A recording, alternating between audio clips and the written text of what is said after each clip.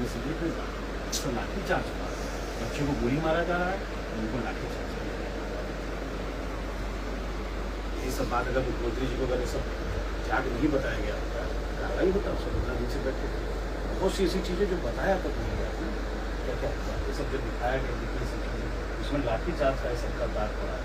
मतलब माँ बाप को लाठी से मार दी और बेटे की तरफ गोली से मार दी, नहीं कि आपके सामने बहुत सी चीज़ें।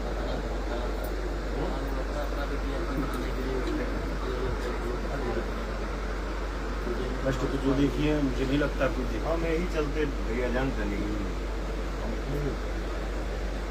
हम अपने जीवन में कभी दिखावा नहीं किया। बिल्कुल, मैं जो हूँ सो जेन्युइन हूँ। यही चलते हम कहने की तू लोग मिल लो पहले, अपन टीआरपी ले रहा, हम आराम से जाके मेरा परिवार से कौन दूर के निकल, कौन भाई के बारे